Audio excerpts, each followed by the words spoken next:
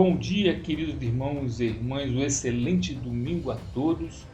Hoje, felizmente, nós vamos finalizar com esse último capítulo, a primeira temporada, Natureza Demoníaca. Um demônio pode fazer algum ato bom?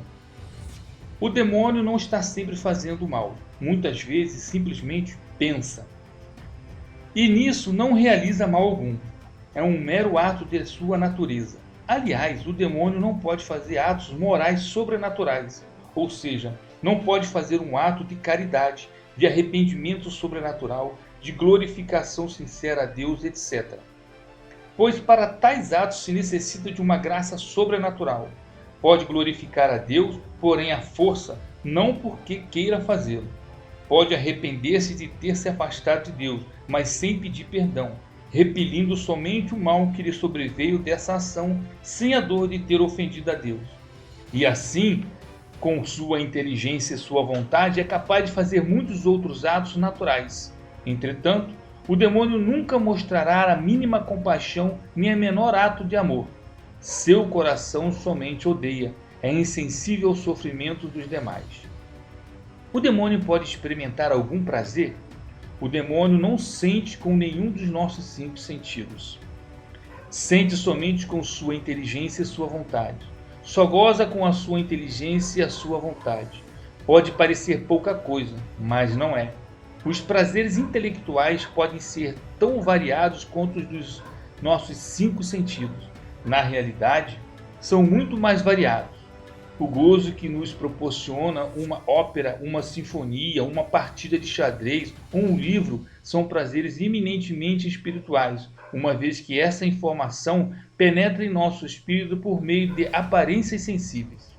O mundo espiritual visto por nós, através desse nosso mundo, pode parecer sem sabor, sem cor, entediante, porém isso é um erro. O mundo espiritual é muito mais variado, rico e deleitável do que nos oferece o corpo material.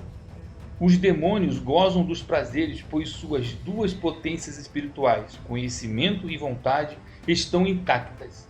A ação de sua natureza ficou intacta apesar do afastamento de Deus. O que não podem fazer é amar a nada com amor sobrenatural. A capacidade de amar foi aniquilada na psicologia do demônio. Ele conhece o amor, porém não ama. O prazer que sente ao ter êxito em fazer o mal é exatamente o mesmo que sente uma pessoa na terra ao vencer o seu inimigo. Trata-se de um prazer cheio de ódio, sem sossego. Quais são os mais malignos de todos os demônios? Poderia parecer que os demônios mais perversos têm de ser os de maior hierarquia, mas não é assim. Não há relação entre natureza e pecado. Uma natureza angélica da última hierarquia pode ser muito mais perversa que a de um anjo superior. O mal que pode cometer um ser livre não depende da inteligência nem do poder que possui. Colocamos como exemplo de malignidade o chefe nazista, Heinrich Himmler. Porém, não pode ser que algum de seus subordinados fosse pior? Certamente que sim. Entre os homens vemos que pode existir alguém menos inteligente em um posto muito menor, mas muito mais perverso que um grande ditador. E o dito, para o mal vale para o bem. Um anjo da última hierarquia pode exercitar mais suas virtudes que um das mais altas hierarquias. Da mesma maneira que uma velhinha humilde, sem estudo, que se dedicou aos serviços domésticos durante sua vida toda, pode ser mais santa que um arcebispo ou um sumo pontífice. Uma pergunta interessante que surge de tudo isso é se a hierarquia que nos fornece a Bíblia, anjos, arcanjos, principados, é uma hierarquia da graça ou da natureza. Ou seja, os serafins são os mais santos ou só os mais poderosos? É deles que mais brilha o fulgor da inteligência.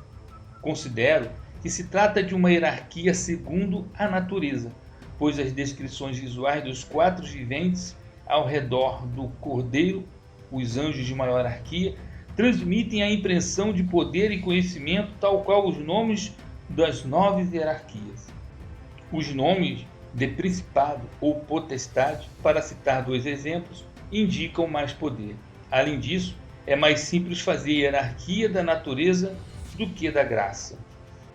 Rezemos ao Senhor, pedindo a proteção. A cruz sagrada seja minha luz, não seja o dragão meu guia. Retira de Satanás, nunca me aconselhas coisas vãs. É mal o que tu me ofereces, bebe tu mesmo teus venenos. São Bento, rogai por nós.